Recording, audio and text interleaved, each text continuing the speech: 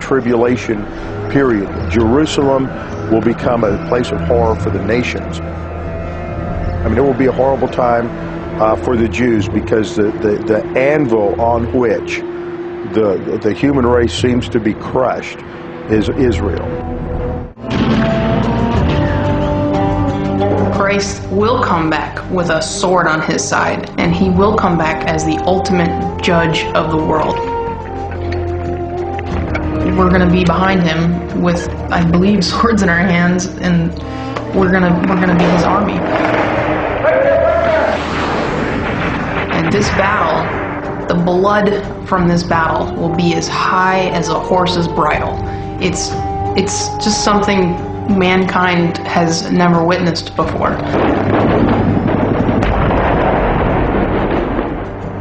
Combine all world wars you want with all the other wars into one. Iwo Jima, think of Hiroshima. Think of Gettysburg, everywhere on the face of the planet all at once. You know, think of just the mayhem and the bloodshed and the anger and the hurtling screams. They believe that Jews will be fulfilled by accepting Jesus. From a Jewish point of view, the very center of Jewish identity is the Jewish faith. And for Jews to give up their faith would be to cease being Jews.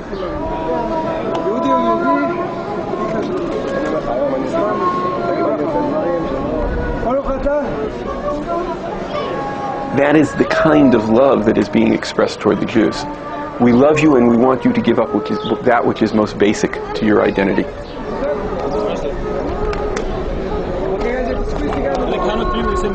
It's fascinating to me that fundamentalists are constantly talking about Israel as though they were the best friend of Israel. In fact, they want to convert Jews, and those Jews who don't convert are going to hell. So the people in Israel better be very careful about what kind of attention they give to these fundamentalists. I've written the books for the evangelicals. I have pastored an evangelical church. I am an evangelical. But I'm seeing so many of my fellow evangelicals who are being betrayed by leaders who are in a kind of fit of fundamentalism. And the idea that my religion is the only true religion and my God is the only true God, and you walk with that attitude to the Temple Mount, it is designed to create a confrontation. They don't want a peace process. They want the Muslims to be evicted by the Jews to rebuild the Temple of Solomon, and then Christ to return and trump everybody. The scriptures saying Israel will be forced into signing a 7-year peace treaty with their Arab neighbors.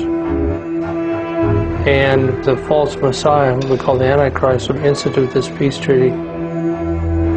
And he will move into the temple, which he will have built, and declare himself God. And then the Jewish people will realize that he's not the promised Messiah. And then things get really bad, as I think most Christians would understand to be the case. And that would lead to Armageddon. The American Christian right have what I would call an apocalyptic foreign policy.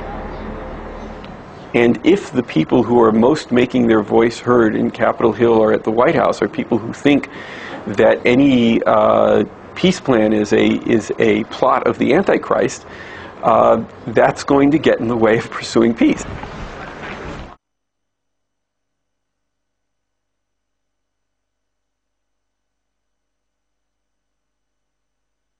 One that will enable conservative pastors to rally their flocks for Ronald Reagan. Mr. President, I'd like to pick up this Armageddon theme. You've been quoted as saying that you do believe deep down that we are heading for some kind of biblical Armageddon. Your Pentagon and your Secretary of Defense have plans for the United States to fight and prevail in a nuclear war. Do you feel that we are now heading perhaps for some kind of nuclear Armageddon?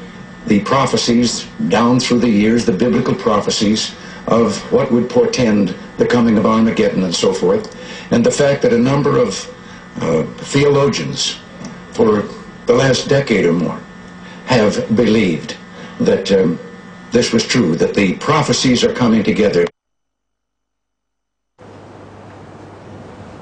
Ne diyor Reagan?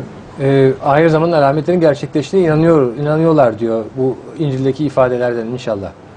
Dediklerim doğru muymuş? Doğru hocam, maşallah. Bakın Müslümanları deccal ilan etmişlerdi. Evet. Ve büyük bir savaş düşünüyorlardı. Yani Armagedon denen. Evet. Bunu engelledik. Maşallah hocam, evet. Yerle bir edecekler İslam ülkelerinin, Türkiye'yi, Evet. İran'ı. Evet. Değil mi? Aylardan beri evanjeliklerle görüşüyoruz. Evet. Amerikan radyolarında konuşuyorum.